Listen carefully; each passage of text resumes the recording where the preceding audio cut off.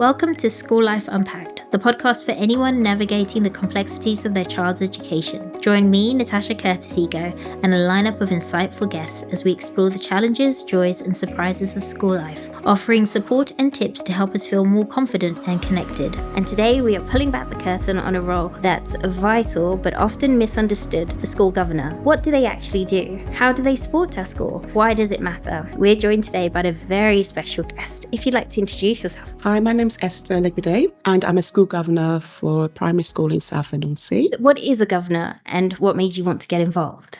Well, I first wanted to get involved as a governor in my boys' primary school.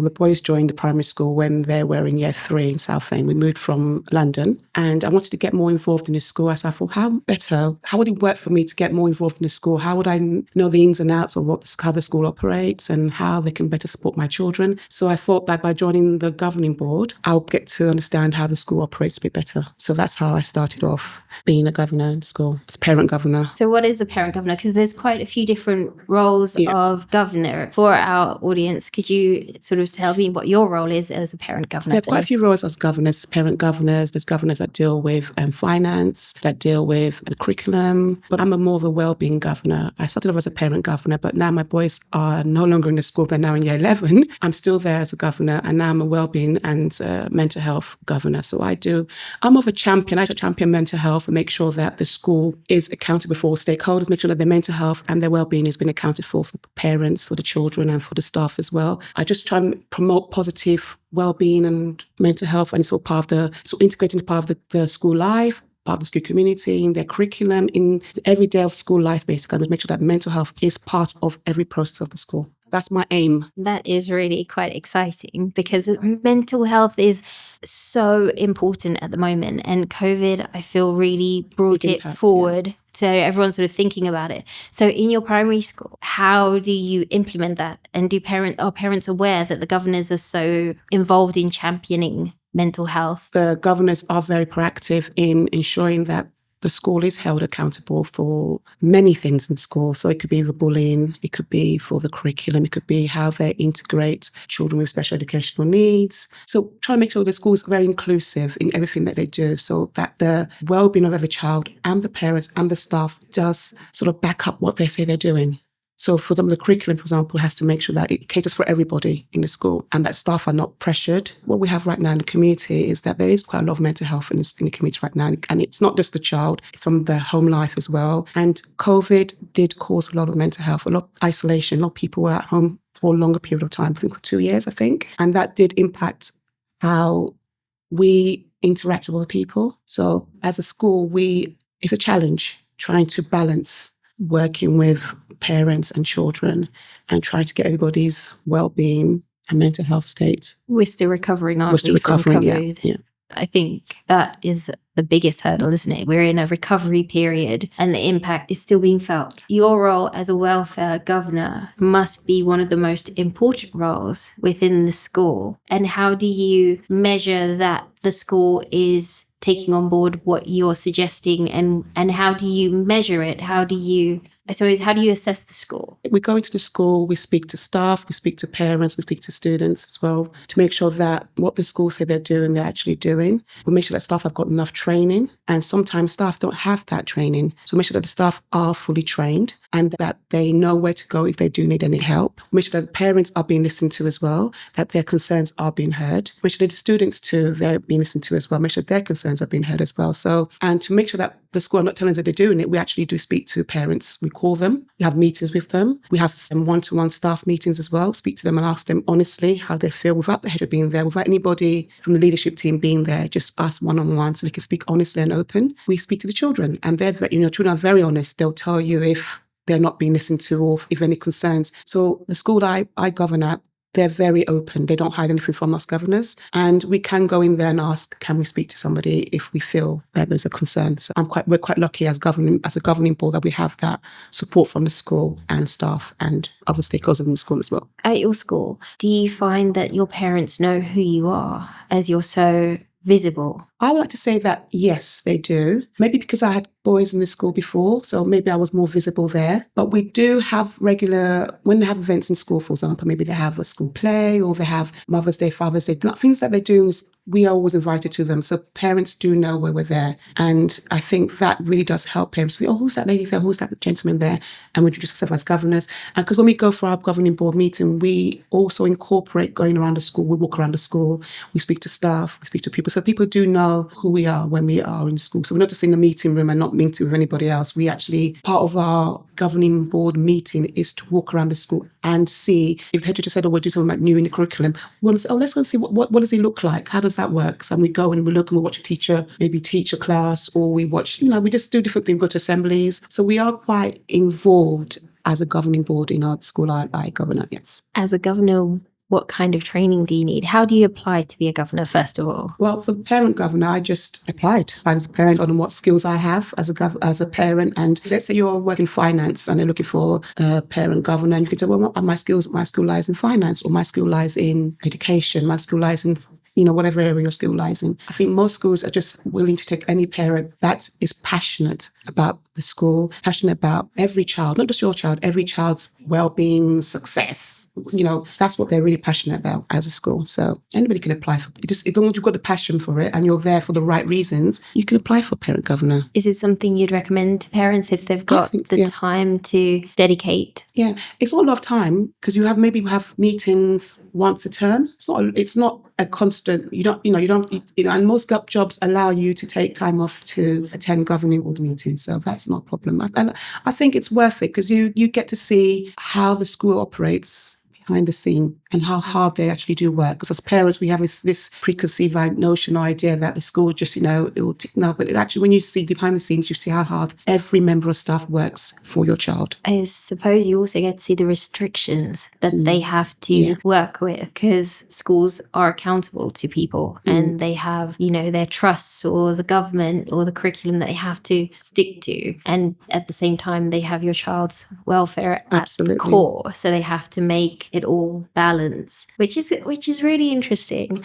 And I suppose as a governor, you get to go in and see and tweak if you need to. So as a governor, how much say do you actually have? Like how loud is your voice, or is it just... The school that I'm a governor at is not part of a trust. So I think as governors, I won't say we have less say, but I think the trust has more of a overall final say, I think. But prior to that, I think as a governing board, we had quite more say. I think we had more of we held the head teacher more accountable. We still do that now. I'm not saying we don't do that, but it was a different role, I think. I do see a slight change in our role, but we still held the head teacher accountable and the school accountable. So I think our role is quite vital. Your school's become part of a trust. Is that a new thing? Yes, I think we joined the trust 2 years ago. Has that changed how the school run, or has it enhanced it?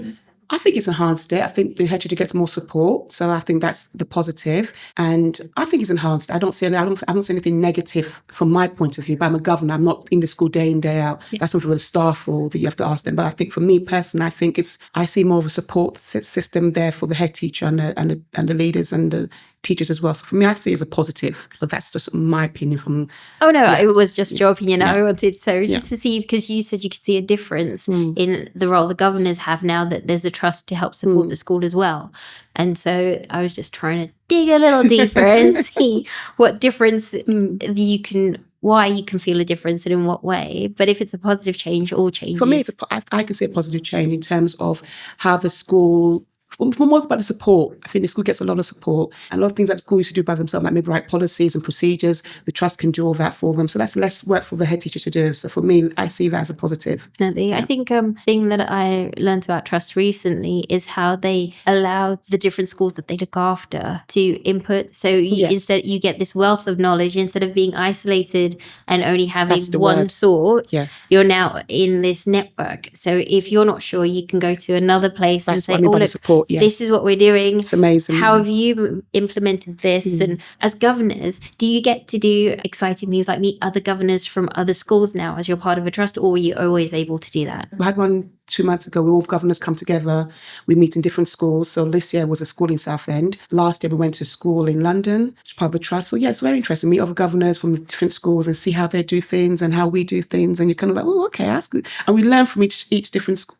From each school. So it's for what I enjoy it, meeting all governors and seeing how their schools run. Is there a lot of training involved in being a governor? Yes, there is a lot of training. Wonderful to know for like parents, because it's nice to know that the people who help our children get the training they need and the support they need to be able to do their jobs to the best of their ability. And being a governor is a voluntary post, isn't it? So you're giving us your time to help our children. So that's amazing. It's a wonderful thing to be able to do. And I just think it's a great opportunity if parents have time or want to get more involved or want to know more about the school to be able to meet your governors. At our school, I'm not very aware of who our governors are, but that may not be to do with the school. It may be to do with me as a person that I've never asked those questions. And so having this interview with you has given me the opportunity to feel more confident and to say, you know what, who are our governors and what do they do? Who are our parent governors and how do they impact our child's daily life? Because it's being part of a school is more than just dropping off your child. And if you can get more involved and find out a little bit more, I think it makes your journey, their journey, more peaceful, because you kind of go, oh, okay, the school have chosen to change the policy and this is why, and you have more understanding. So all knowledge is good knowledge. Yeah, absolutely. Yeah. If you could give a tip or advice to parents about being a governor, what would you give? What's your motivation? What's your reasoning behind becoming a governor? Why do you want to become a governor? And are you doing it for the right reason? Are you doing it just for solely for your child? Or are you doing it to benefit everybody in the school? What can you bring as a governor? What are you bringing to the table, basically? What are you going to bring? Are you going to bring a skill that you have? Or there's many areas of becoming a governor. My ultimate aim was because I had boys in the school and I wanted them to have a better experience in the school. I felt maybe I was looking at it from a parent point of view that maybe, oh, you know how we think about, oh, schools are not doing things right, or, oh, you know, I can do better. But then when you went back of the scene, you actually think, oh, actually, budget constraints. I just want to play a crucial role in shaping the future generation. I can honestly say it's changed my perspective on how schools are run. And I think I have helped in many ways in shaping how schools run. I've been part of 2 Ofsteds I think I have been involved in, and we've done exceptionally well. That's been good. I just feel that my passion for helping every child has changed. Mental health and wellbeing is key. And staff, the staff work incredibly hard. And we as parents, we don't see how hard they work behind the scene. We're quick to judge. But when you see how hard they work behind the scene, you have ultimate respect for. I can't respect teachers enough because I couldn't do their job. I have a lot of patience. They have a lot of tolerance. They deal with parents who are, well, like me, pushy, maybe a little bit demanding, but they're so tolerant and so patient. And I feel that I can never go in there as a governor and judge anybody or put my, I just go there as a listening ear.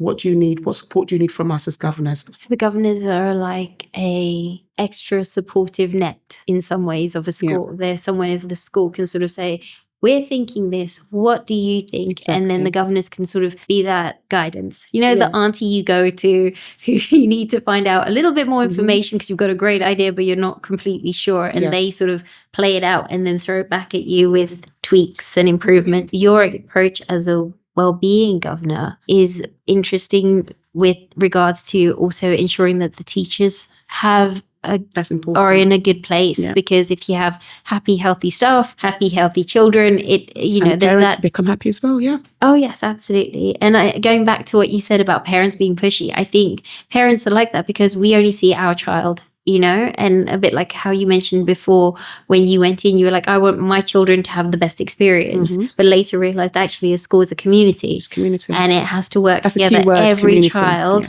needs to have the best positive experience.